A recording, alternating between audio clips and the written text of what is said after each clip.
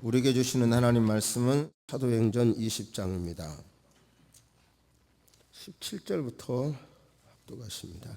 바울이 밀레도에서 사람을 에베소로 보내어 교회 장로들을 청하니 오매 그들에게 말하여 아시아에 들어온 첫날부터 지금까지 내가 항상 여러분 가운데서 어떻게 행하였는지를 여러분도 아는 바니 곧 모든 겸손과 눈물이며 유대인의 간계로 말미암아 당한 시험을 참고 주를 섬긴 것과 유익한 것은 무엇이든지 공중 앞에서나 각 집에서나 꺼리낌이 없이 여러분에게 전하여 가르치고 유대인과 헬라인들에게 하나님께 대한 회개와 우리 주 예수 그리스도께 대한 믿음을 증언한 것이라. 보라, 이제 나는 성령에 매여 예루살렘으로 가는데 거기서 무슨 일을 당할는지 알지 못하노라. 오직 성령이 각 성에서 내게 증언하여 결박과 환난이 나를 기다린다 하시나 내가 달려갈 길과 주 예수께 받은 사명 곧 하나님의 은혜의 복음을 증언하는 일을 마치려 하면은 나의 생명조차 조금도 귀한 것으로 여기지 아니하노라. 아멘. 하나님께서는 역사의 시작이시고 알파이실 뿐만 아니라 오메가이십니다. 그래서 변하는 세상 속에서도 그리스도인을 통해서 이루시기를 원하시는 분명한 뜻이 있으십니다. 오늘 말씀을 통해서 이 시대 우리에게 주시는 하나님의 음성을 들으시기를 주의 이름으로 축복합니다. 요즘 여러분 사물 인터넷이라는 단어를 들어보시죠? 뉴스에서. 문자 그대로 보면 사물과 사물이 인터넷으로 대화한다 이런 뜻이더군요. 사물과 사물이 인터넷으로 대화한다. 그러니까 세탁기, 냉장고, TV, 라디오, 전화, 핸드폰, 시계 등 가스보일러 그리고 에어컨, 자동차 이런 모든 것이 인터넷과 연결돼 가지고 온도, 습도, 열, 조도, 초음파 뭐 이런 것 전체가 이제 운영된다는 거죠. 조정할 수 있다는 거죠. 조금 더 설명드리면 우리는 전화가 있었고 그 다음에 인터넷이 나온 다음에 전화선을 통해서 인터넷을 사용했죠. 그래서 저도 초기에는 인터넷 때문에 전화 비용이 많이 나온 적이 많은데요. 그러다가 이제 인터넷은 인터넷으로 발전되고 전화는 전화대로 발전돼서 이제 휴대폰까지 이제 우리 일상 생활에서 사용하고 있습니다. 그런데 이것은 간단한 것 같지만 아이폰이 나왔잖아요. 이건 굉장한 혁명이더라고요. 아이폰이란 인터넷을 언제나 연결된 인터넷이 우리 손안에 들어온 거죠. 근데 뿐만 아니라 그 인터넷에 일반 휴대전화가 합해지게 된 것이죠. 그런데 이제 여기서 끝나는 것이 아니라 흔히 잘 아시겠지만 SNS를 통해서 이제 카카오톡, 카카오스토리 이런 걸 통해서 이제 관계가 형성되더라고요. 저부터서도 수혜자인데 예를 들어 미국에 있는 자녀나 또 뭐 무슨 이제 막 태어난 외손자나 이런 것이 카카오 스토리로 하나의 그 밴드가 관계가 형성이 돼 가지고요. 참 유익하다는 생각을 하는데요. 그런데 이제 여기서 이 인터넷이 이제 앞으로 10년 동안은 이렇게 변할 거라고 합니다. 그러니까 지금 가전제품도 사물 가전제품이 지금 미국에서 박람회 하는데 아주 관심사를 끈다 그러죠. 무슨 얘기냐면 우리가 만보기 있잖아요.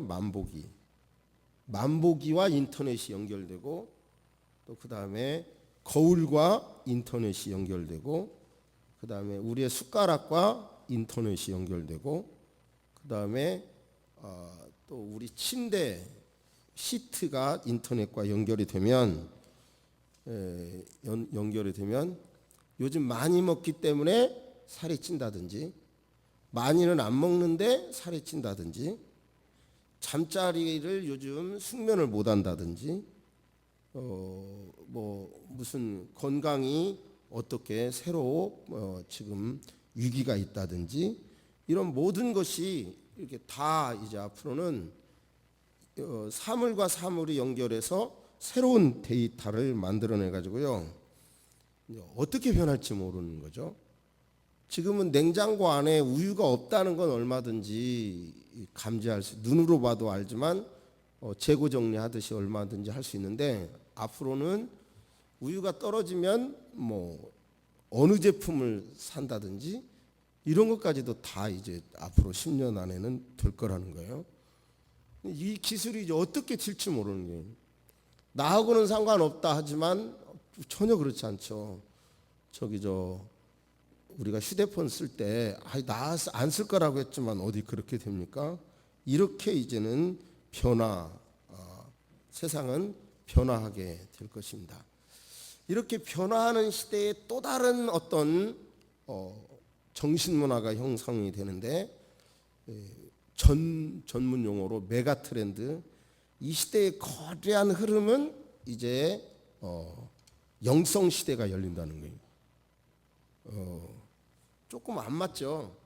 이렇게 이제 막 그 자유가 많아지고 이런 기계와 최첨단 문명 앞에 오히려 영성의 공허함을 느끼게 되고 영성 시대가 열어진다는 겁니다.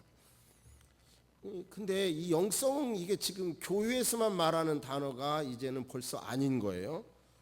예를 들어서 레리 킹의 책에 보니까 1994년 미국 그 북미를 중심으로 의대 안에 영성이라는 과목이요, 의사가 되는 의대 안에 영성이라는 과목이 넣은 학교가 3개가 있었는데 3년 뒤에는 30개로 늘었다고 하더군요.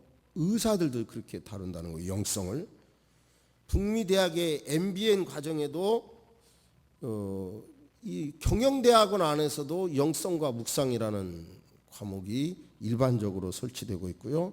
IBM이나 포드 자동차 같은 데도 영성이라는 말은 없지만 의식교양이라는 제목으로 영성을 강조되고 있다는 거예요. 그런데 문제는 여기서 영성이라는 말이 강조된다고 해서 꼭 기독교적이냐? 그게 아닙니다. 그러면 이제 확실한 것은 발전하고, 문화는 발전하고 문명은 발전하고 영성 시대는 영적인 갈급함이 올 건데, 과연 우리 기독교적인 영성은 무엇이고 어떻게 해야 기독교적인 영성이 이 세상에 영향을 미칠 수 있을 것이냐, 이 말입니다. 그러니까 영성이라고 하면 오히려 불교인들이 앞서가죠. 일반적으로 템플스테이 같은 경우는 정부에서도 지금 돈을 주고 있어요. 그런데 아무튼 이런 시대에, 발전하는 시대에 정말 기독교인들이 가져야 할 영성, 우리가 사명을 가져야 될 부분이 무엇인가? 이 본문 말씀, 사도 바울의 3차 여행 중에 있었던 이 사건을 통해서 하나님의 음성을 들으시기를 바랍니다. 아멘.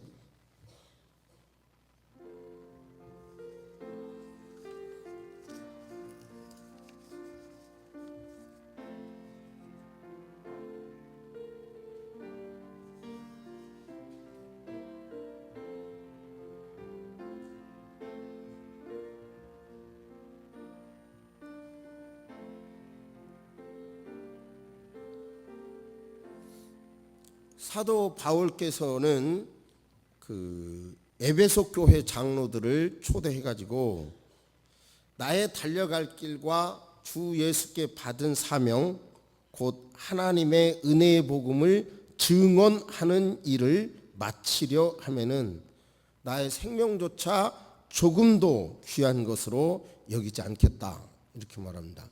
자기가 받은 사명, 저와 여러분에게 주신 사명이 뭐냐 이거죠. 우리 그리스도인에게 주신, 하나님께서 주신 사명은 바로 하나님께 영광 돌리는 것입니다. 하나님께 영광 돌리는 거예요. 일단 믿으시기를 바랍니다. 여러분 모두에게 주신 사명은 하나님께 영광 돌리는 것입니다. 하나님과 친밀한 관계 속에 영광 돌리시기를 주의 이름으로 축복합니다. 바울 사도께서는 내가 살아도 주를 위하여 살고 죽어도 주를 위하여 죽나니 그러므로 사나 죽으나 우리가 주의 것이다. 주의 것이라고 하는 확신이 있었고요. 바울 사도께서 증거한 그 복음에 대하여 확신은 어느 정도이냐 하면 우리나 혹은 하늘로부터 온 천사라도 우리가 너희에게 전한 복음 외에 다른 복음을 전하면 저주를 받을지어다. 이렇게 하는 저주를 받으라. 그러니까 이런 복음이 있고 이 복음을 왜곡하는 사람에 대하여 저주를 받으라고 그랬고요. 그리고 그 자신은 항상 자랑하는 것이 그리스도의 십자가, 그리스도가 십자가에 못 박힌 것과 그 다음에 부활하셨다는 것과 재림하실 것이라고 하는 것이 그의 믿음입니다. 그래서 그 아들을 믿는 자에게는 영생이 있고 아들에게 순종하지 아니하는 자는 영생을 보지 못하고 도리어 하나님의 진노가 그 위에 머무르느니라. 이것이 바로 이제 사도 바울의 사명인 거예요. 자기는 복음을 깨달았고 그 복음의 내용은 바로 예수 그리스도의 십자가 그리고 부활 그 다음에 재림. 예수는 그리스도라는 거죠. 한마디로 정리해 보니까. 그리고 이 복음 외에 잘못된 것을 전하면 저주를 받는다. 다른 것은 없다. 이렇게 확실히 자기 자신은 사명 의식 이런 것이 분명히 있었습니다.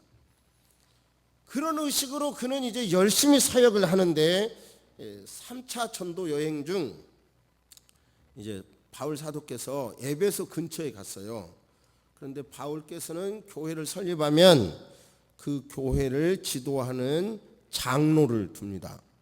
이 본문에 나온 장로는 또 감독이라는 말로도 번역하는데 같은 단어예요. 보니까 말하자면 요즘으로 말하면 목회자일 수도 있고 또 교회의 치리장로일 수도 있겠더라고요. 그런데 아무튼 에베소 교회의 장로를 그 근처 밀레도에서 약 한 50km 떨어진 에베소 교회에 사람을 보내서 장로를 불러와요. 초대를 해서 그 교회의 설립자로서 영적 지도자로서 이제 중요한 메시지를 줍니다. 하는 말이 이겁니다. 여러분, 장로님 여러분, 내가 아시아에 발을 들여놓은 첫날부터 지금까지 여러분과 함께 어떻게 했는지 잘 알고 계시죠? 잘 알고 나의 이 사역을 잘 알고 계시죠? 제가 어떻게 사역을 했냐면 겸손, 눈물, 유대인의 관계로 말미암아 시험을 당할 때도 참고 주를 섬긴 것 알고 계시죠? 여기서 이제 겸손이라는 단어의 의미는 우리 한국어로는 그냥 겸손 이렇게 번역할 수밖에 없겠지만 이렇게 비벼가지고 여기 지문이 지어지는 뭐 이런 게 아니고 여기서의 겸손은 여기서 겸손이란 아무것도 할 줄 모릅니다. 뭐 굽실굽실 이런 게 아니라 자기 주장을 하지 않고요. 하나님의 영광을 추구하는 자세. 나의 이익을 에베소 교회 장로님 여러분, 제가 사역을 할 때 제 이익을 추구하지 않고 하나님의 영광을 위하여 사역한 거 아시죠? 유대인들의 그 관계로 말미암아 제가 얼마나 많은 고통당한 것 아시죠? 그 상황 속에서도 주를 섬긴 것 장로님 여러분 아시죠? 제가 사역을 하면서 여러 성도를 위하여 여러 가지 사건 앞에서 얼마나 많은 눈물을 흘린 거 아시죠? 그런 상황 속에서도 유대인의 방해, 유대인의 비방 속에서도 성도 여러분에게 에베소 교회 성도 여러분에게 유익한 것이라면 하나도 빠지지 않고 공식적인 자리나 맨투맨으로 찾아가서 즉 두란노 서원이나 브리스길라 아굴라 같은 사람 집에 방문을 해서 장소를 가리지 않고 정규적인 모임이나 비정규적인 모임에서 또는 산이나 배 위에서 여러 가지 방법으로 하나님의 말씀을 여러분에게 유익이 되는 것을 가르친 것 아시죠? 이렇게 말하는 거예요. 한번 따라서 해보실까요? 나는 예수님의 편지다. 그러니까 내가 이렇게 산 것 아시죠? 우리의 삶이 그쯤 돼야 되는 거예요. 기독교인들의 신앙은 내가 이렇게 산 것 알고 계시죠? 이게 신앙이에요. 지금은 우리 시대에 부족한 건 이게 부족한 거예요. 참 우리 기독교의 이제 한계가 무엇인지 조금 이따 다시 말씀을 드리겠는데요. 그런데 바울 사도께서 강력하게 끌려가는 힘이 있는데, 자기를 끌고 가는 영감에 딱 붙잡혔는데, 성령의 강력한 흐름이, 끌림이 예루살렘으로 가라는 거예요. 예루살렘으로. 그런데 예루살렘에 가면 우리는 앞으로 무슨 일을 한다 그러면 어떤 게 이익이 되겠냐, 여기에 초점이 매이잖아요. 어떤 게 이익이 되냐. 그런데 바울 사도는 인간적인 이익이 되냐 안 되냐를 떠나서 예루살렘으로 올라갈 것을 성령님이 강력하게 요구하는데, 비참하게도 예루살렘에 가면 투옥과 고통이 기다리는 것을 성령님이 알려 주셔요. 22절과 23절에 보면. 그러나 예루살렘에 내가 가면 내게 고통이 있다는 거 알면서도, 투옥된다는 걸 알면서도 내 사명을 완수하고 하나님의 은총의 복음을 전하라고 주께서 맡겨주신 이 사명을 감당할 수만 있다면 나는 목숨도 아끼지 않겠다. 목숨을 아끼지 않고 나는 예루살렘으로 가겠다. 에베소 장로 여러분, 아마 다시는 여러분들을 제가 볼 수 없을 것 같습니다. 여러분이 제 얼굴을 볼 수 없을 것 같습니다. 그런데요, 저는 이제 여러분에게 가르쳐 드릴 수 있는 영적인 지식에 대하여 다 가르쳐 주었으니, 어떤 분이 멸망을 받는다 하더라도 그것은 이제는 내 책임이 아닙니다. 안 받아들인 사람 책임입니다. 이렇게 말을 합니다. 그러면서 에베소 장로님들에게 부탁하기를, 여러분 가운데 사나운 이리떼가 들어와 양떼를 마구 해칠 것이니까 아마 여러분들 가운데서도 진리를 그르치는 말을 하며 신도들을 이탈시켜 자기를 따르라고 하는 사람들이 생겨날 것입니다. 그러니 깨어 있으십시오. 제가 3년 동안 밤낮 눈물을 흘리며 사역을 했던 그 사역을 기억해 주시고 그것을 지켜주시기 바랍니다. 그렇게 말씀하는 거예요. 그러니까 사도 바울은 복음을 제대로 가르쳐 줬고, 자기는 고통이 되더라도 투옥이 되고 다시는 못 볼 수 있는 환경이 올 것 같은데, 그렇다 하더라도 성령이 이끌어 주시니까 나는 예루살렘으로 가겠고, 이제 미혹하는 이리들이 교회의 성도들을 회집을 거니까, 피해를 줄 거니까 여러분이 지키십시오. 실제적으로 이 에베소 교회에는 유대주의나 영지주의자들이 막 교회를 회파합니다. 영지주의 같은 경우는 아주 그럴듯해요. 어떻게 하나님께서 인간의 몸을 입으시냐. 그러니까 예수님은 하나님이시기 때문에 이 부족한 인간의 몸은 입을 수 없는 거지. 이렇게 나가요. 그럴듯하게 하지만 결국은 신앙을 흑백 논리로 막아버려가지고 굉장히 어렵게 해버리고 맙니다. 자, 그러면 여기서 우리가 중요한 것은요, 성경은 몇천 년 전에 쓰여졌고, 그 쓰여진 성경을 그 문화나 그 문자적인 배경으로 우리는 이해를 해야 되고, 거기서 끝나는 게 아니죠. 그걸 바탕으로 우리 시대에 이 메시지는 어떤 의미가 있느냐, 여기에서 이제는 정확하게 단어가 설교라는 단어보다는 증언이라는 단어가 맞아요. 증언. 이렇든 사도 바울은 지금 유대주의를 두려워했다. 그것 때문에 어려웠다. 그리고 또 다른 늑대가 있다. 이리가 있다. 이리. 제가 늑대라고 그러면 성경은 일이라고 그랬죠. 그러니까 일이가 있다. 그것은 구체적으로 말하면 바로 이렇게 잘못된 신앙을 말하는 거죠. 어설프게.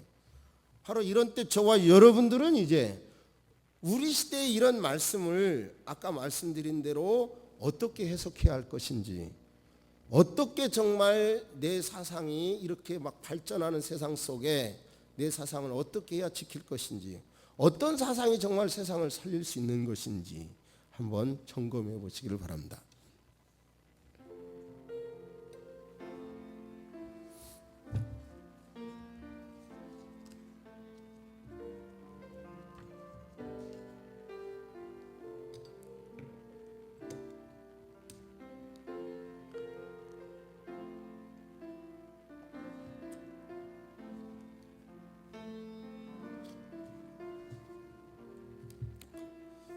제가 확인하지 못한 것은 책에서 인용할 때는 그냥 아예 책을 들고 인용을 하죠.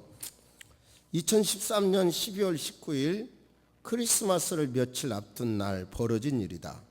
소설가 서 씨가 오전에 기자회견을 가진 뒤 변호사 사무실로 이동 중이다.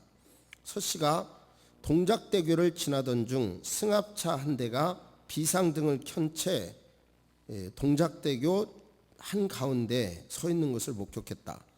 무슨 일인가 하면서 쳐다보는 순간 승합차 운전자로 보이는 한 남성이 커다란 물체를 다리 아래로 던지는 것을 보았다. 잠시 뒤 또 하나의 물체를 던졌다. 처음에는 확실치 않았으나 두 번째는 분명 사람을 던지는 것 같았다. 서 씨는 곧바로 차를 세워 승합차 쪽으로 다가갔다. 운전자는 서 씨를 발견하고 황급하게 차를 몰고 달아났다. 서 씨는 승합차 차량 번호를 적어 경찰에 신고했고 운전자 이 씨는 붙잡혔다. 서 씨의 예감대로 이 씨가 던진 물체는 사람이었는데 놀랍게도 이 씨의 두 자녀였다. 2013년 12월 22일 이 씨는 경찰과 함께 동작대교에서 현장 검증을 했고 이때 그가 두 아이를 한강에 던지는 장면이 한 신문사 기자의 카메라에 잡혔다.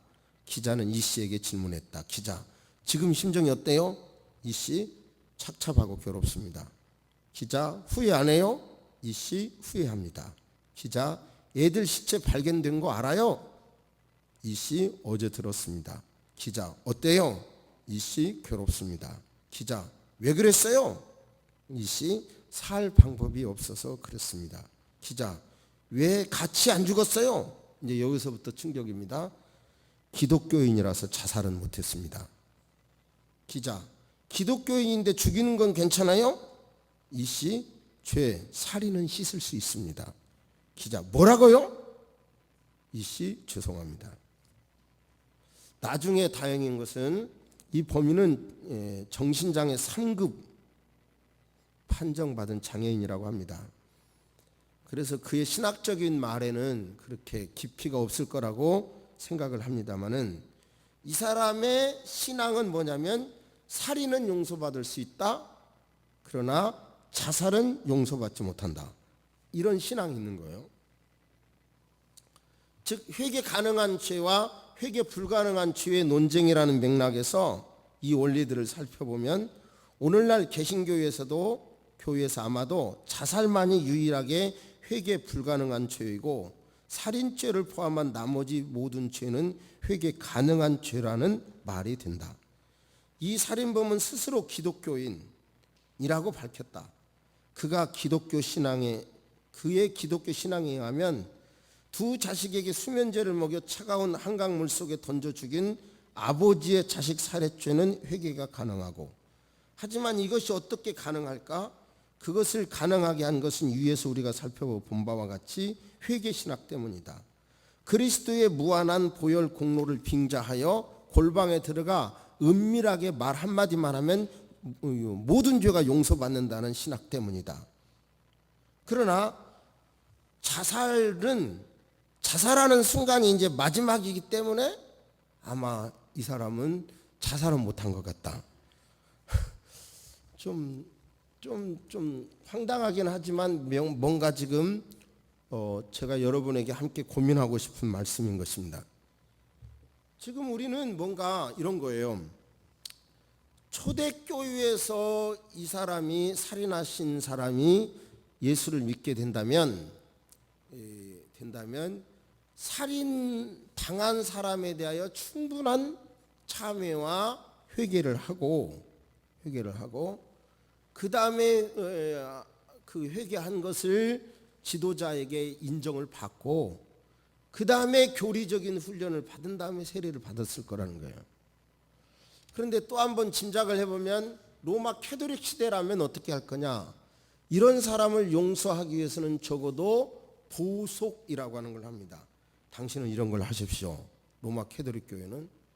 그런데 개신교의 신학은 뭐냐면 성경을 중심에 분명히 성경에 있어요. 그러나 개신교 신학은 하나님 앞에 용서만 구하면 된다 이거예요. 여기서 우리의 신앙은 뭔가 생활과 떨어져 버린 신앙으로 정착되어 있다는 얘기예요. 저와 여러분이 이 시대를 살리고 우리가 살기 위해서는 우리의 신학이 이론에서 신학에서 머무르지 말고 신앙에서 머무르지 말고 우리가 믿는 신앙을 삶으로 연결해 가는 우리는 그 영성을 가져야 합니다. 그 영성이 아닌 이론의 신학에만 머무른다면 우리도 지키지 못할 것이고 세상도 지키지 못할 것이고 다른 영성과 다를 것도 없습니다. 우리가 지금 물론 예수 그리스도 앞에 보혈의 능력 앞에 여러분이요 회개를 구하면 죄를 용서함 받죠. 그러나 지금 여기에서 문제는 뭔가 굉장히 잘못되고 있는 것을 이 책에서 지금 시사하고 있죠. 또 하나를 소개합니다. 몇 년 전에 한번 설교에 인용한 적이 있는데요. 잘 아시는 영화 밀양입니다. 자세히 말씀드릴 수는 없을 것 같고 쉽게 남편이 교통사고로 죽자 그 남편의 고향인 밀양으로 주인공이 이제 자식들을 데리고 가죠. 근데 거기에서 이제 피아노 학원을 개원을 합니다. 근데 그때 이제 젊은 여자가 어린 아들과 함께 외롭게 사는 것을 보면서 하나님을 꼭 믿으라고 열심히 전도하고 동정의 시선으로 보죠. 그런데 이제 주변에 별로 달갑지 않는 눈총을 거부하기 위하여 피하기 위해서 굉장한 재력이 있는 것처럼 땅을 막 보고 다니잖아요. 그러니까 돈 있는 사람이라는 그 인식 때문에 갑자기 주변에 이제 대우가 달라져요. 그런데 이제 드디어 아들이 웅변학원 다니는데 그 아들이 유교 당하죠. 웅변학원 원장이 유교를 하지요. 그런데 그 어려운 때에 그 주인공을 약국 부부는 끈질기게 전도를 했고 드디어 예수 그리스도를 믿게 되죠. 그래서 교회에서 배운 신앙으로 그 살인범을 찾아서 아들을 죽인 살인범을 찾아서 면회를 지금도 생생한데 들꽃을 꺾어서 꽃다발을 만들어서 찾아갑니다. 참 정말 어떤 이런 배우들의 연기력은 정말 대단한 것 같아요. 잘하는 것 같아요. 드디어 면회를 하면서 건강관리 잘 하셔서 다행입니다. 이렇게 말을 하고 저는 하나님의 뜻대로 아저씨를 용서합니다. 그러자 수의를 입은 죄인이 이렇게 대답하죠. 밝은 표정으로 너무나 당연한 표정으로 이미 하나님께 열심히 기도하여 용서를 받았습니다. 아주 천연덕스럽게 그렇게 말하죠. 범인의 그 평안한 표정과 그리고 그 주인공의 하얗게 굳어버린 표정. 면회하고 나와서 그 들고 간 들꽃을 패대기 치면서 실신해 버리죠. 내가 용서 안 했는데 당신이 뭔데 용서해? 하나님을 향해서 그렇게 하죠. 그러면서 이제 아주 광적으로 이제 교회에 핍박을 하죠. 예배드리는 곳에 돌을 던지고 야외 부흥회하는 곳에 거짓말이야, 거짓말이야, 거짓말이야 뭐 이런 말이 그 노랫말이 아주 그냥 몇 년이 지났는데도 이 설교를 묵상하면서 그대로 떠오르더라고요. 근데 더 기가 막힌 건 이제 우리 기독교 신앙에 아주 얼마나 허실한가가 아주 정확하게 막 드러난 내용이, 그렇게 믿음 좋아 보이는 약사 전도하던 약사, 그 남편 약사를 유혹을 해서 이제 드라이브를 하죠.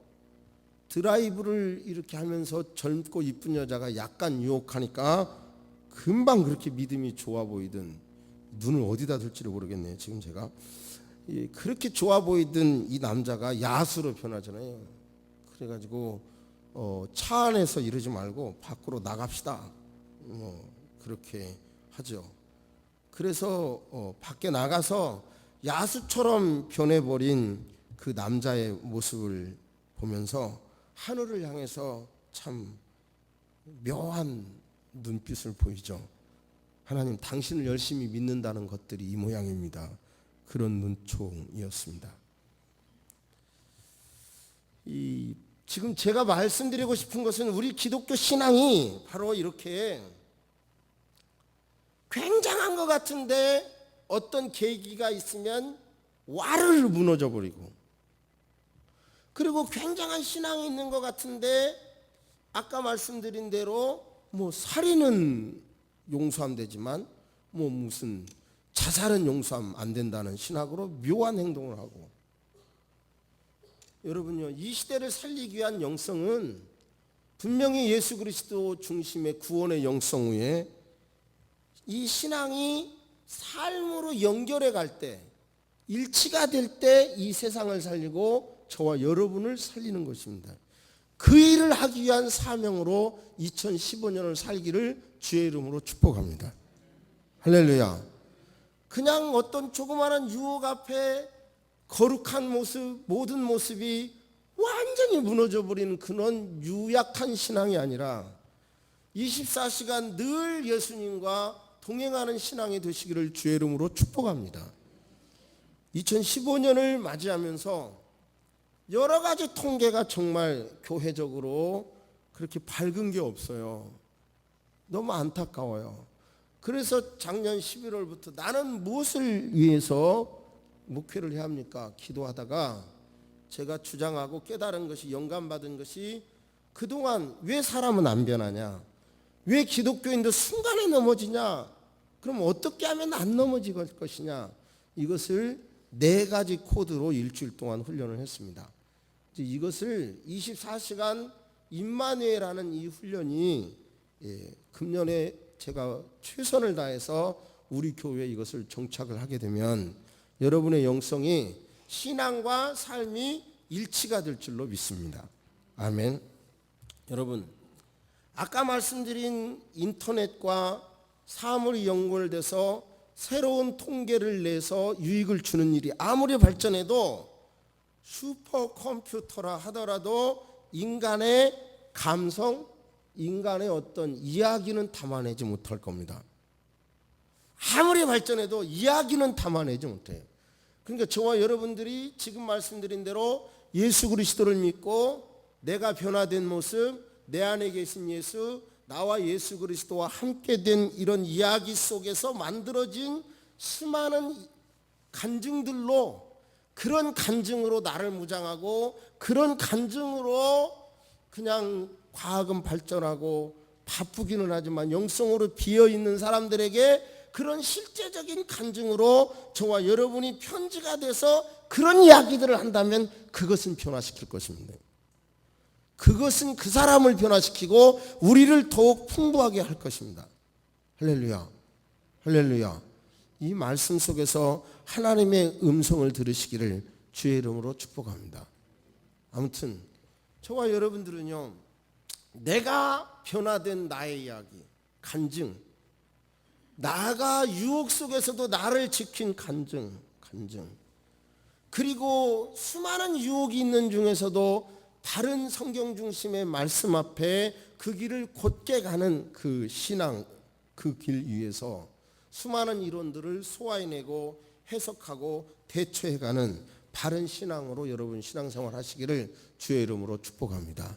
세상에 엉뚱한 것을 찾다가 배말도 먹을 수 있고 엉뚱한 거 먹을 수 있으니까요. 바로 이렇게 성경 중심의 신앙 후에 그리고 여러분의 바로 그 간증을 통해서 이 세상을 변화시키고 나를 변화시키고 세상 변화시킨다는 말 자체가 좀 너무 우리 자신이 부족함을 느끼니까 그런 자세로 부족할지라도 뚜벅뚜벅 살아가는 가운데 여러분 이 무너지는 기독교 영성 시대에 여러분이 하나님의 나라가 이루어지게 될 줄로 믿습니다. 쉽게 말하면 영성이라는 말은 그 정신으로 살아가는 거예요. 영성이라는 말이 무슨 기도할 때 오는 어떤 엑시타시한 어떤 황홀한 것이다 이런 것에만 매이지 말고요. 이제 많이 듣게 될 것인데 영성이라는 말도 여러 번 말씀드렸지만 바로 이런 정신으로 삶을 살아가시는 거예요. 그런 사명을 가지고 살기를 주의 이름으로 축복합니다. 아멘. 하나님, 이 강단에서 성경에 나타난 하나님의 마음을 읽고 그것을 붙들고 기도하고 이 시대의 언어로 담아내려고 애를 쓰고 노력을 합니다. 그런데 하나님 아버지, 변하지 않는 세상, 아니 나 자신도 그렇게 변하지 못하고 있는 현실 앞에 그저 주님의 도움을 청할 뿐입니다. 2015년을 우리가 이제 시작되었사온데 하나님이 허락해 주셨사온데 잘못된 신앙으로 하나님 아버지 적당하게 얼버무리며 살지 말게 도와주옵소서.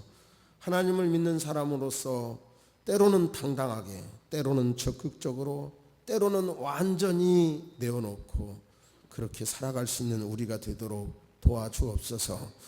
정말 우리가 예수 그리스도의 편지가 되기를 원합니다.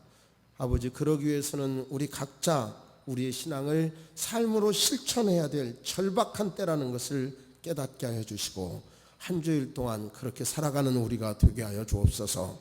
거룩 구별된 삶, 세상 사람들과 다른 가치관으로 살아갈 수 있는 우리가 되도록 도와주옵소서. 지금은 우리 주 예수 그리스도의 은혜와 우리 하나님의 놀라우신 사랑과 성령님의 감화 감동 교통하심이 사명, 나는 무엇을 위하여 살아가야 할 것인가, 사명을 깨달은 모든 성도 위에 이제로부터 영원토록 함께 있을지어다. 아멘.